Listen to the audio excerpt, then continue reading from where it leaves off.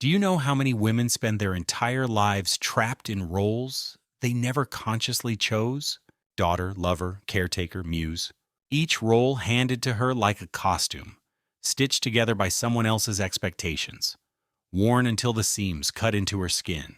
Some women wear these roles so well, they forget they are masks at all. They believe the sacrifice is noble. That devotion means disappearance. That love means dissolving into someone else's needs.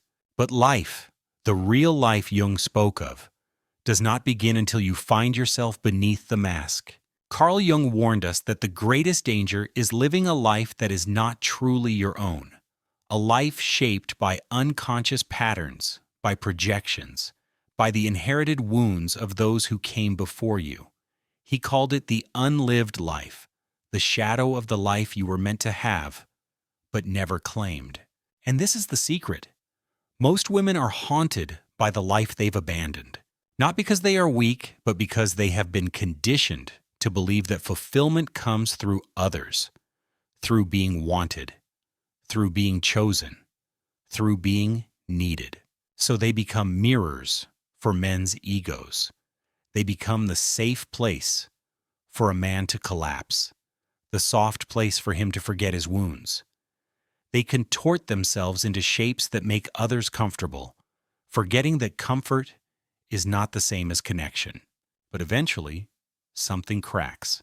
A moment comes, perhaps in the middle of the night when the house is quiet, and the mask feels too heavy to hold.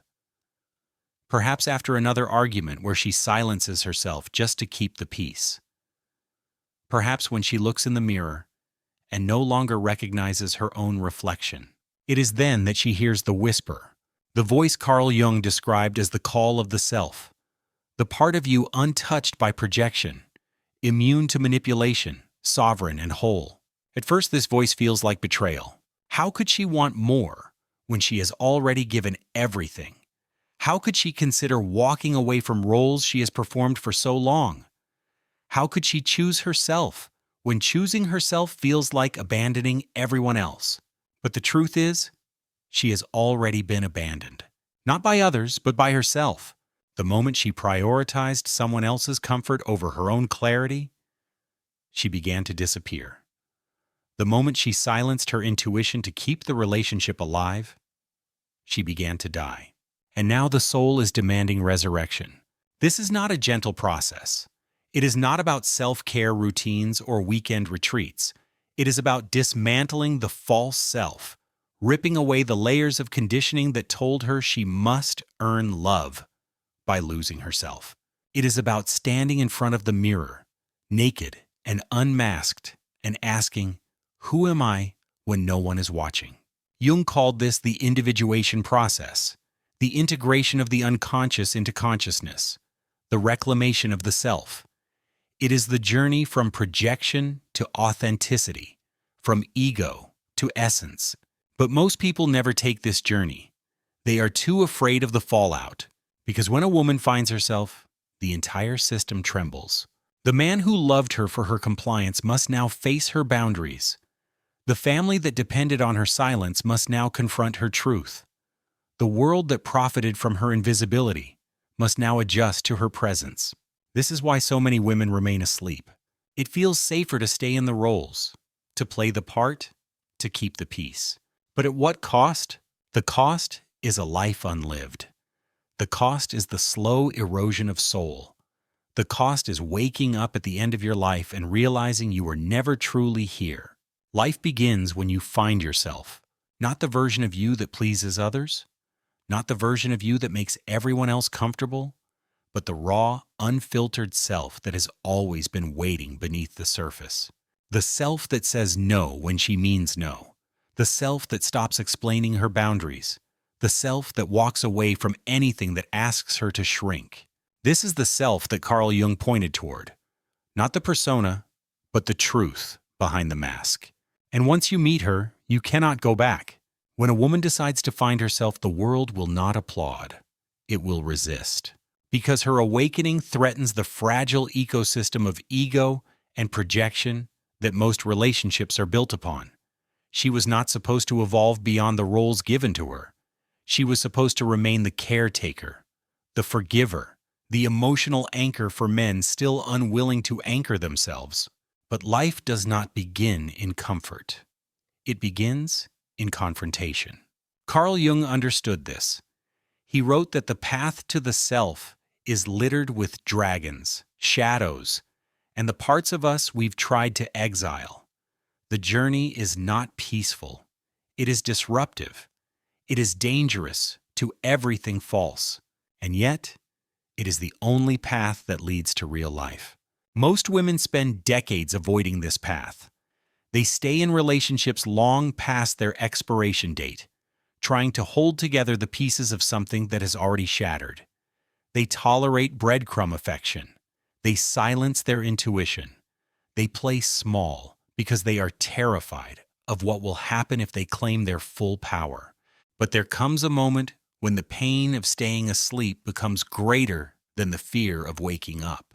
This moment does not come from logic. It comes from the body, from the nervous system that can no longer tolerate the tension of living inauthentically, from the tightness in the chest, the sleepless nights, the chronic fatigue of carrying someone else's emotional weight. And then, slowly, she begins to turn inward. At first, this turning feels selfish. After all, she has been trained to believe that love is sacrifice, that choosing herself is betrayal, that saying no is cruel. But real love is not about disappearing for someone else's comfort. Real love is rooted in truth, not performance. So she stops performing. She stops apologizing for her needs. She stops softening her boundaries to make others feel safe. She stops explaining herself to people committed to misunderstanding her. This is not arrogance, it is sovereignty. Jung would say she has begun the process of individuation, the sacred separation from collective expectations, the merging of the conscious and unconscious, the birth of authentic selfhood. And when this happens, the woman no longer sees love the same way. She sees how much of what was called love was really control, how much of intimacy was really projection, how many of her relationships were built on the unspoken agreement that she would remain small so others could feel big. But now she is stepping into her own expansion. This is terrifying for the man who has not yet met his own shadow. He was comfortable with her dependency because it kept him from facing his own. He relied on her to be the emotional caretaker, the interpreter of silences, the one who made sense of chaos. But when she stops playing that role, he is left alone with his emptiness. His ego panics. His control tactics intensify. He calls her detached, distant, cold. He accuses her of changing. And he is right, she has changed. She has chosen evolution over comfort. For some men, this will be the catalyst for their own awakening. They will be forced to confront their projections, to integrate their shadows, to grow into partners rather than dependents. But for others, it will be the end. Because not every man is ready to meet a woman in her wholeness. Some only know how to love a woman who remains fractured for his convenience. The woman who finds herself must accept this risk. She must be willing to lose the version of love that costs her her soul. She must be willing to walk away from relationships that require her to abandon her truth. She must grieve the loss of the old life, the one built on survival, rather than selfhood. And in this grief, something new is born, a life that belongs to her, not a life performed for others, not a life dictated by trauma or ego, but a life that rises from the core of who she truly is. Carl Jung said, "Life begins when you find yourself," but he did not warn how many things will fall away when you do. As she steps deeper into herself, she begins to understand that detachment is not cruelty. It is clarity. She no longer confuses intensity with intimacy. She no longer mistakes possession for passion. She no longer believes that obsession is love. The woman who finds herself can finally see how often she confused being needed with being loved. How often she accepted roles that drained her, just to avoid the terrifying silence of standing alone. But standing alone is not loneliness. It is initiation. It is the rite of passage Jung called the night sea journey. the descent into the unconscious, where all false identities are stripped away. It is the death of the woman who lives for approval, and the birth of the woman who lives from truth. And in that truth, she can no longer participate in relationships rooted in unconscious agreements. She can no longer carry his guilt. She can no longer absorb his projections. She can no longer soothe his ego at the expense of her own becoming. This is not about abandoning men. It is about refusing to mother them. The man who meets her now must meet her as an equal, not as an emotional crutch. He must be willing to face his own shadow, to do his own work, to step into his own center. Otherwise, she will walk away, not out of spite, but out of necessity, because the woman who has found herself will not sacrifice her evolution for someone else's stagnation. This terrifies the man who has built his identity on being needed, the man who confuses emotional enmeshment with connection, the man who believes love means rescuing or being rescued. But she no longer plays that game. She has learned the difference between love and codependency, between connection and control, between longing and loyalty to herself. Her silence is no longer a trap for him to solve. Her detachment is no longer a test for him to pass. It is simply her truth, and he has a choice: rise into his own power or fall back into his patterns. Carl Jung wrote about the anima, the feminine aspect within a man's unconscious. The anima often appears in his life as projections onto women. He believes he loves her, but he really loves the reflection of himself he sees in her. When she detaches, when she stops being the canvas for his projections, he is forced to meet the emptiness he tried to escape. For the first time, he must see her not as his missing piece, but as her own whole entity. This is where real love begins, or ends, because real love does not thrive on possession. It thrives on freedom, and the woman who has found herself cannot be possessed. She may choose to stay. She may choose to go. But either way, she chooses from a place of sovereignty, not fear. Her yes is real. Her no is real. She no longer explains her boundaries. She no longer negotiates her worth. She no longer bargains with her soul. This is what Jung meant when he spoke of individuation, the merging of the conscious and unconscious into a life that is fully owned, not half-lived, not performed, but fully inhabited. It is not a comfortable process. It requires shedding skin, breaking cycles, and walking away from everything that asked her to stay small. But once a woman tastes this kind of freedom, there is no going back. She becomes magnetic, not because she is trying to be desired, but because she no longer needs to be. Her power comes from presence, not performance. And the man who meets her now must meet her in the same place, from wholeness, not hunger, from self-possession, not projection, from love, not longing to be saved. This is the relationship Jung dreamed of, the sacred union of two individuated souls, whole unto themselves, choosing each other without chains. But if he cannot meet her there, she will walk alone. Because the woman who has found herself would rather walk alone in truth than together in illusion. When a woman begins to live from this place, something radical happens. She stops measuring her life by how much she is wanted. She understands now that being desired is not the same as being valued, that a man's obsession does not always equal love. It can just as easily be possession, projection, or the desperate grasp of someone who has not yet faced himself. Desire without consciousness is just ego hunger, and she no longer feeds egos. She has stepped beyond the realm of transactional connection, the exhausting dance of if I am beautiful enough, kind enough, soft enough, he will stay. She no longer bargains her essence for scraps of validation. She no longer confuses attention with affection. This is the sacred boundary that initiates her into a new life, the life where she belongs to herself.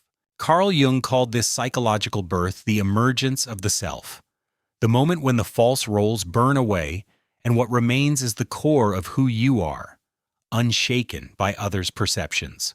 This self does not bend to fit into someone else's mold. It stands, still, rooted, radiant. And in that standing, she becomes both irresistible and untouchable. Not because she withholds, but because she no longer needs to chase or be chased. Her love is no longer desperate.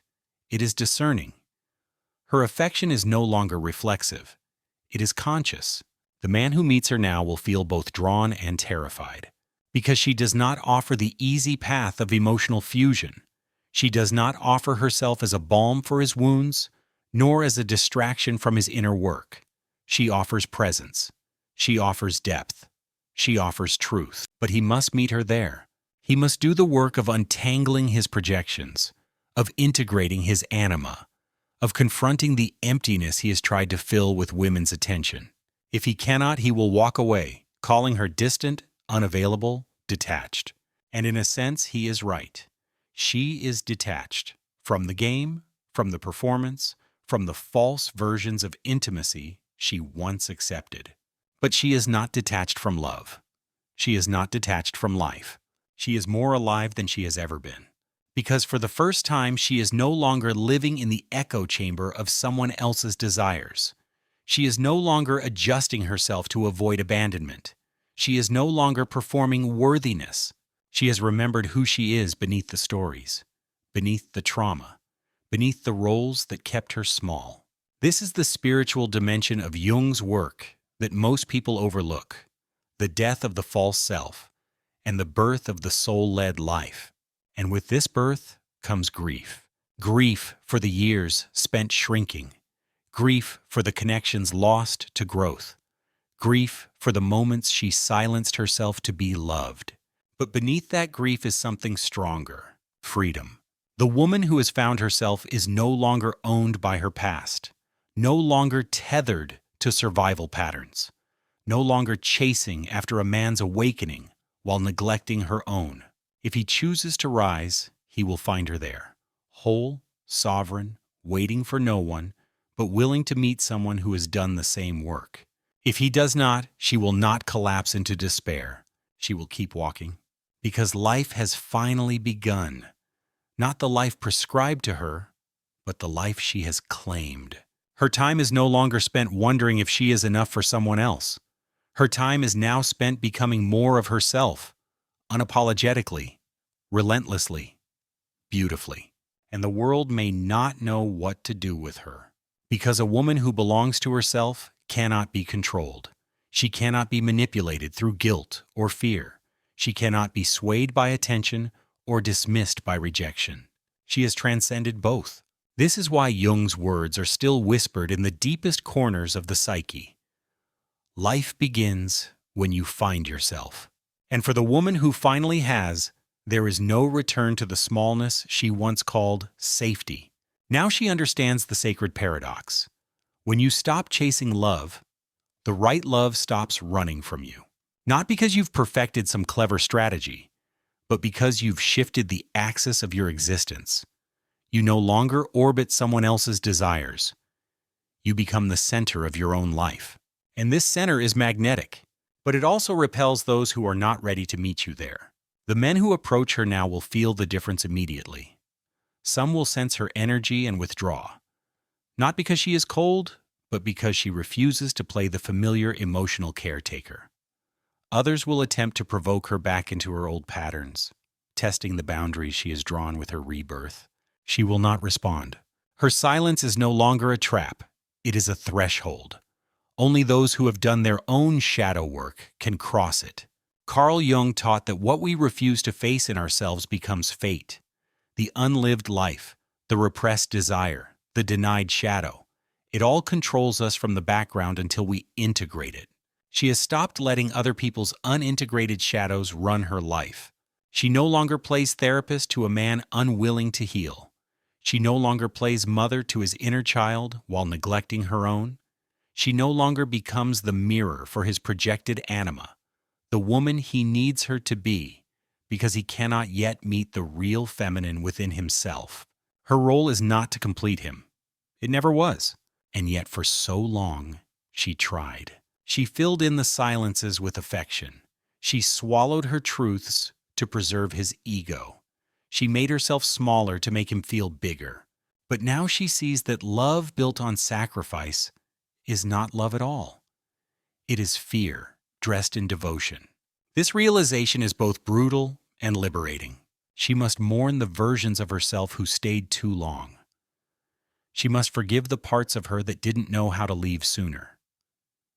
She must release the guilt of evolving beyond those who once felt like home.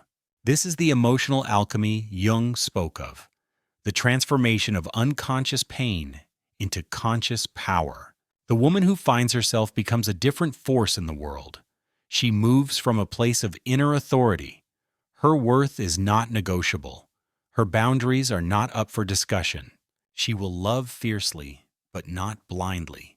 She will give deeply, but never at the cost of herself. And she understands now, not everyone can come with her. Some people are addicted to chaos. Some are committed to misunderstanding her. Some are not ready to meet a woman who refuses to rescue them from their own reflection. That is not her burden to carry anymore. Carl Jung said, "Until you make the unconscious conscious, it will direct your life and you will call it fate." She has stopped calling it fate. She calls it pattern. She calls it choice. She calls it awakening. And she chooses differently now. She chooses peace over performance, solitude over settling, depth over distraction. This does not mean her life is without longing. Longing still comes, but now it is a sacred longing, a yearning for alignment, not for attachment, for connection that nourishes, not connection that depletes. And in this sacred space, she meets herself more fully each day. She becomes the woman who wakes up with a calm mind because her worth is no longer up for negotiation. The woman who does not chase love because she is already in union with her truth, her body, her soul. The woman who does not fear rejection because she no longer rejects herself. She is not waiting for a man to validate her existence. She is not waiting for the world to grant her permission. She has given herself both. This is what Jung meant when he said life begins when you find yourself. Not a half-life of pleasing and performing, but a full life of presence and power. And now she lives it. ChatGPT John Noy. When she lives from this place, everything she does becomes an act of alignment. She speaks not to impress, but to express. She loves not to be chosen, but to connect. She stays not because she fears being alone, but because her soul chooses resonance over repetition. This is the woman the world finds both intoxicating and threatening. She no longer softens her truth to protect fragile egos. She no longer edits her radiance to make others feel safer in their shadows. Her light is not for decoration. It is for revelation. And anyone standing in her presence will either rise to meet their own soul or shrink away into the comfort of avoidance. There is no middle ground anymore. This is why Carl Jung insisted on the integration of the shadow, not as a metaphor, but as a lived necessity. Without it, relationships become projections. We love not the person before us, but the fantasy they represent. We resent not their flaws, but the mirror they hold up to our own. She has stopped participating in that game. Her relationships now begin at the level of truth, not illusion. She no longer seduces with her wounds, nor attracts through unconscious need. She no longer plays the role of the woman who waits for a man to catch up. If he is not ready, she moves on. Not out of bitterness, but out of clarity. Because the woman who has found herself no longer confuses patience with self-abandonment. Her nervous system no longer tolerates emotional crumbs. Her body rejects anything that feels like shrinking. Her soul rebels against the idea that she must dilute her power to be loved. And so, she becomes a filter. The men who approach her now are confronted not just by her beauty, but by her boundaries. They are drawn to her magnetism, but must face the reality that she will not play small to earn their affection. Some will mistake this for arrogance. Some will call her difficult. But those words are just echoes of a system that fears women who cannot be controlled. She is not difficult, she is discerning. She does not demand perfection, but she requires presence. She does not expect flawlessness, but she insists on honesty. She does not need constant attention, but she refuses to accept neglect disguised as independence. This is where real love lives, in the meeting of two whole beings, each responsible for their own healing, their own shadows, their own growth. Most people never get there. They stop at projection. They fall in love with potential. They stay stuck in dynamics that keep them both asleep. But she has woken up, and now she lives differently. Her time is no longer spent managing someone else's emotional chaos. Her days are not consumed by decoding mixed signals. Her nights are not filled with rehearsing conversations she will never have. Instead, she invests her energy in becoming the most fully expressed version of herself. She creates. She rests. She communes with her body, her mind, her soul. She chooses relationships that are reciprocal, not transactional. She chooses silence when words are wasted. She chooses solitude when company requires self-betrayal. This is not loneliness, it is liberation. She no longer fears outgrowing people. She understands that growth naturally creates distance from those who remain committed to their old stories. Some will accuse her of changing, as if that is a crime. But she knows better. Growth is not betrayal. Stagnation is. Carl Jung warned of the dangers of living a life dictated by the unconscious. He knew that the cost of staying small is far greater than the discomfort of expansion. The woman who has found herself accepts this cost. She walks away from people, places, and patterns that cannot meet her at the level of truth. She lets go of relationships that require her to pretend. She releases the roles she once thought were her identity. And she chooses herself, not as an act of rebellion, but as an act of reverence. Her life is no longer about earning love. It is about embodying love. Love for her path, love for her power, love for the sacred solitude that made her whole. She is not waiting for a savior. She is not waiting for permission.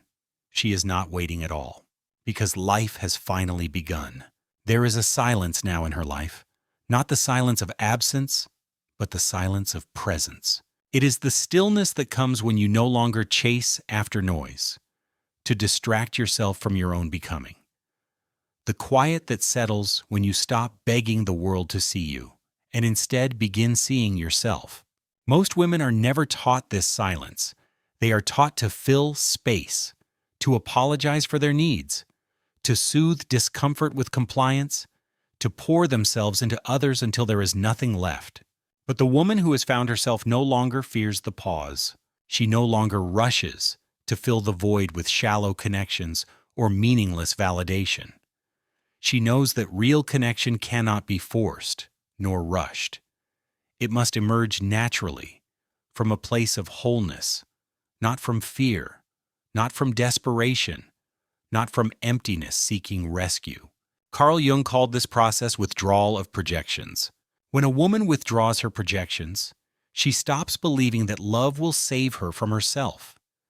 She stops believing that a man will complete her. She stops handing her power to external forces and begins to live from within. And this changes everything. Her love becomes an offering, not a transaction. Her companionship becomes a gift, not a negotiation. Her presence becomes sacred because it is no longer tied to manipulation or fear of loss. She is not afraid to be alone because she is no longer lonely within herself. Loneliness is the hunger for connection that comes from disconnection with the self. But she is no longer disconnected. She has come home to herself. So when she chooses to love, it is not to fill a void. It is to expand a fullness. The men who once circled her life, the ones drawn to her empathy but terrified of her depth, no longer hold the same power. She no longer makes excuses for their emotional immaturity. She no longer tries to heal them at the expense of her own wholeness. She lets them go, not because she is unkind, but because she finally understands. Saving someone is not love. It is ego in disguise, and she no longer lives from ego. Her love is now rooted in reality. It sees clearly. It does not romanticize pain. It does not confuse trauma bonding for intimacy. It does not stay where her soul is shrinking, just to avoid the discomfort of goodbye. This woman knows the difference between attachment and alignment. Attachment is based on fear. Alignment is based on truth. Attachment says, "Don't leave me," or "I won't survive." Alignment says, if we grow apart, it's because our paths are different, and I honor that.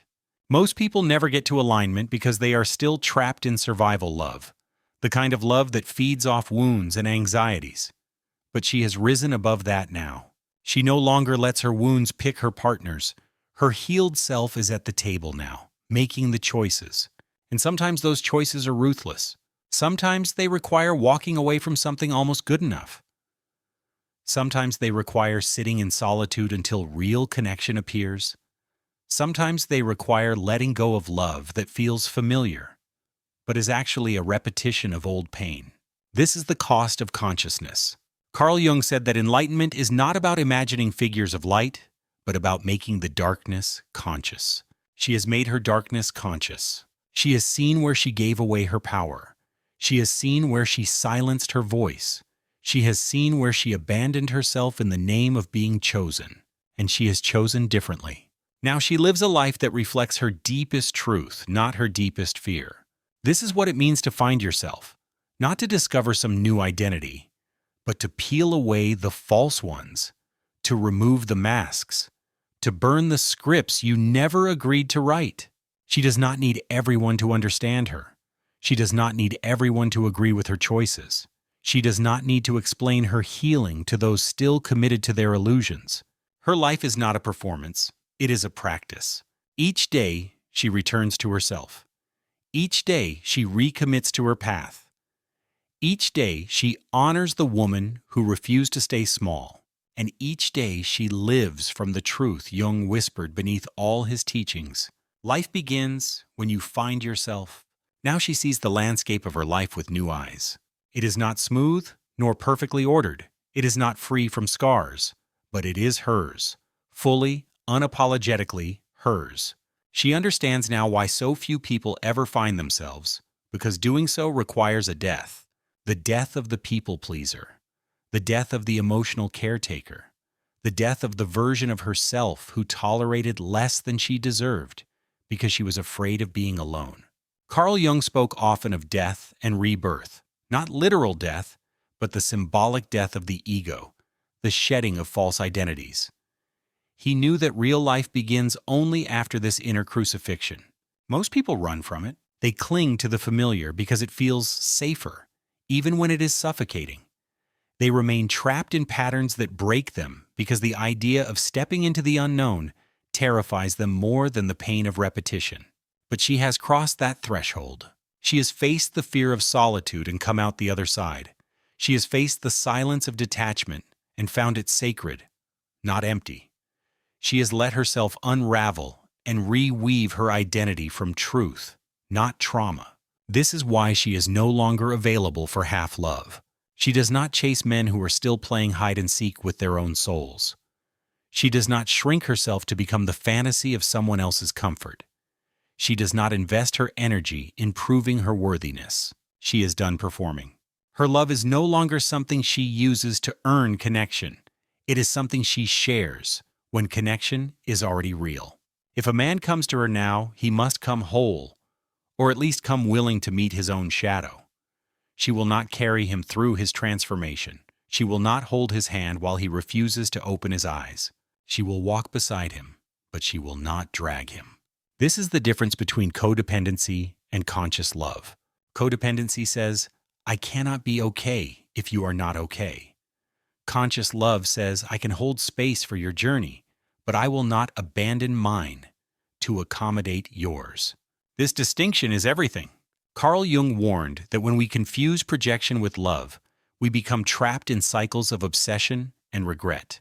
We fall for the image of who we think someone is, or the fantasy of what they could become, and we ignore the truth of who they are right now. She does not do this anymore. She loves what is real. She stays where her presence is honored, not where her energy is drained. Her life is no longer about potential. It is about alignment.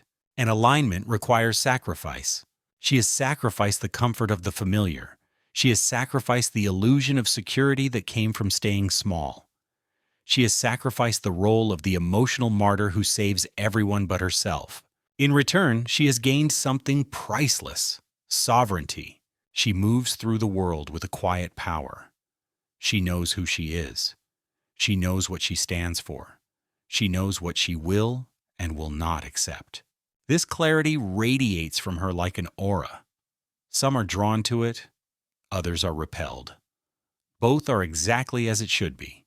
The men who once depended on her softness to avoid their own growth find no refuge in her anymore. They may call her detached, but what they really mean is that she is no longer available for emotional labor that isn't hers to carry. She has learned that love is not sacrifice. Love is not losing herself to keep someone else whole. Love is not absorbing someone else's chaos to maintain connection. Love is choice. Love is presence. Love is mutual growth. She has chosen herself not because she is selfish, but because she finally understands. The woman who betrays herself in the name of love will never truly be loved for who she is. She will only be loved for how well she disappears. And she has stopped disappearing. This is the life Carl Jung pointed toward. Not a life of perfection, but a life of consciousness. A life where every decision is rooted in truth, not fear. A life where the woman is no longer a reflection of someone else's desires, but a mirror of her own wholeness. Life begins when you find yourself, and now she is truly alive. In this new life, she no longer lives from reaction. She lives from intention. Her decisions are no longer based on who will stay or who will leave. They are based on who she chooses to become. She does not sculpt herself to fit someone else's narrative. She writes her own. This is the final stage Jung described: integration. The woman who has found herself integrates her shadow, her ego, her longing, and her love into one being, whole, complex, unapologetic. She no longer disowns parts of herself to be palatable. She no longer fragments her truth to be loved. She knows now, if love cannot hold the fullness of her, it is not love. It is convenience. Her eyes are sharper, her senses clearer. She notices the subtle manipulations that once slipped past her boundaries, the slight pressures to conform, the gentle tugs back into performance. She does not comply. Not because she is cruel, but because she is clear. The woman who has found herself no longer lives for harmony at the cost of honesty. She does not smooth over conflicts that reveal truth. She does not trade discomfort for deceit. She lets things fall apart if falling apart is what brings her closer to the real. This is the cost of consciousness. She no longer participates in the social game of pretending. She no longer dresses her wounds in romance, or numbs her longing with shallow attachments. She feels everything fully. She lets the pain come and pass like weather. She lets the joy flood her without apology. Her life is no longer about balance. It is about wholeness. Balance is the tightrope walk of someone trying to manage perceptions. Wholeness is the grounded knowing of someone who has stopped negotiating with her soul. She belongs to herself now, and yet she is more open than ever, not to chaos, but to connection. Not to manipulation, but to meaning. Not to distraction, but to depth. She no longer attracts men who feed off her softness without giving anything in return. She no longer tolerates relationships where she becomes the emotional caretaker while her own needs go unmet. She chooses partners, friends, and communities who meet her with the same level of integrity she brings to herself. And when they do not, she walks away without explanation. Not because she is detached from life, but because she is finally fully in it. Carl Jung warned that the unlived life seeps out in symptoms: depression, anxiety, obsession, regret. But the woman who has found herself no longer leaks her life force through silent suffering.